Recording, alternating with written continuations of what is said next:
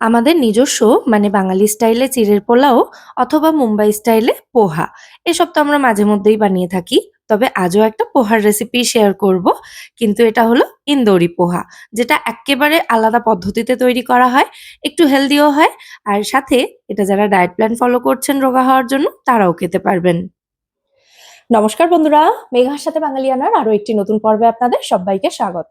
তো সবার প্রথমে একটা বড় বাটি নিয়ে তার উপরে একটা বড় ছাঁকনি রাখছি এবং ছাঁকনির উপরে নিয়ে নিচ্ছি ১ কাপ পরিমাণে চিড়ে।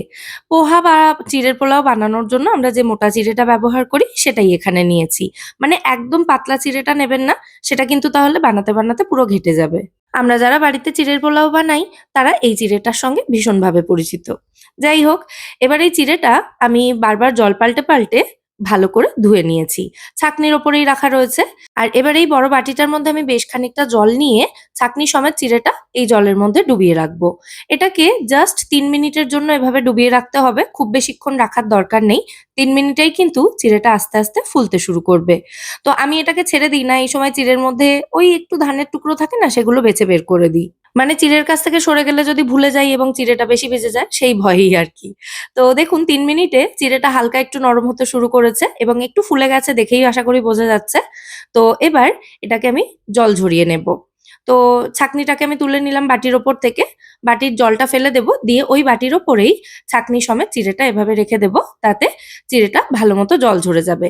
মোটামুটি ৩-৪ মিনিট রাখলেই চিড়ের জলটা সম্পূর্ণ ঝরে গিয়ে চিড়েটা ঝরঝরে হয়ে যাবে। দেখুন ৩-৪ মিনিট পর দেখাচ্ছি আমি। চিড়ের জলটা কিন্তু পুরোপুরি ঝরে গেছে। তো এবার এর মধ্যে 1/2 টিস্পুন মতো নুন দিচ্ছি।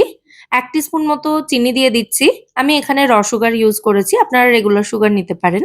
আর তার সাথে 1/4 টিস্পুন মতো হলুদ গুঁড়ো নিয়েছি। এরপর এই সমস্ত উপকরণ চিড়ের সাথে খুব ভালো করে মিশিয়ে নিতে হবে। এটা মেশাতে, মেশাতে আমার মনে হচ্ছিল হলুদটা একটু কম রয়েছে, তাই আরো সামান্য একটু হলুদ গুঁড়ো আমি ওপর থেকে ছড়িয়ে দিয়ে আবারও ভালো করে এটাকে মিশিয়ে নেব। এতে পোহার কালারটা খুব সুন্দর আসবে। তবে কেউ চাইলে হলুদ গুঁড়োটা স্কিপও করতে পারেন। ব্যাস সমস্ত উপকরণ চিড়ের সাথে খুব ভালো করে মিশিয়ে নিয়েছি এভাবে টস করে। এবার এই চিড়েটা আমাদের ভাপিয়ে নিতে হবে।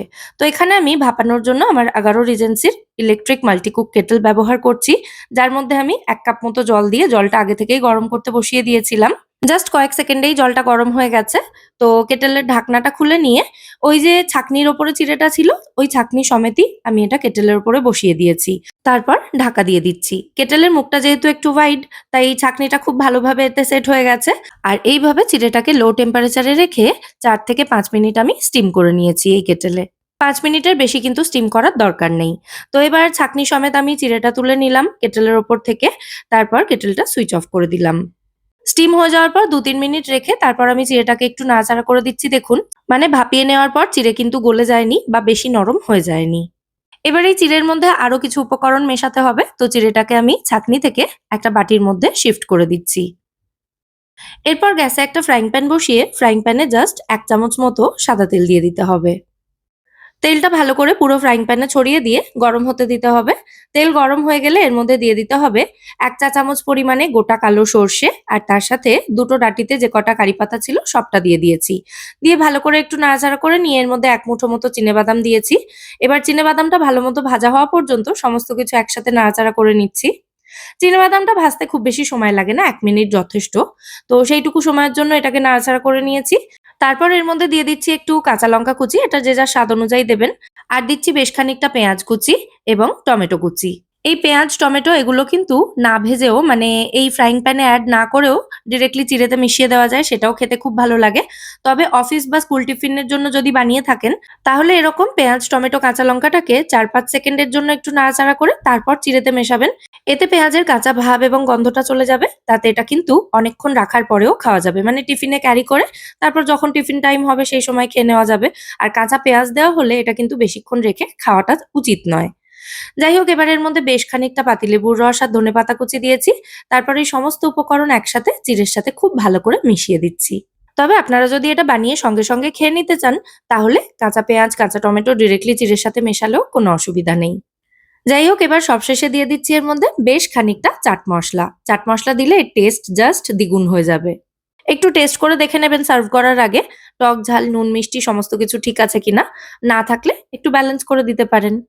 তবে চাট মসলাটা হচ্ছে একদম গেম চেঞ্জার। মানে এটা দিলে সমস্ত টেস্ট এক্কেবারে ব্যালেন্স হতে বাধ্য। ব্যাস আবারও সমস্ত উপকরণ সুন্দর করে টস করে এভাবে মিশিয়ে নিয়েছি এবং আমাদের ইন্দোরি স্টিমড পোহা এখানে কিন্তু একেবারে রেডি। দারুণ চটপটা হয় খেতে আর তার সাথে কিন্তু এটা বেশ হেলদিও। রেসিপিটা অবশ্যই বাড়িতে ট্রাই করবেন এবং আমায় জানাবেন রেসিপিটা আপনাদের কেমন লাগলো। যদি ভালো লেগে থাকে বরাবরের মতো একটা লাইক এবং শেয়ার করে দেওয়ার অনুরোধ রইল ভিডিওটাকে। সাথে আমার চ্যানেলটাও সাবস্ক্রাইব করে নিতে পারেন এরকমই নিত্য নতুন রেসিপি পাওয়ার জন্য। আজ তাহলে এ পর্যন্তই। আবার দেখা হবে আপনাদের সঙ্গে পরের পর্বে নতুন কোনো রেসিপির সাথে। সবাই সুস্থ থাকবেন, ভালো থাকবেন এবং সব্বাইকে খুব ভালো রাখবেন। নমস্কার।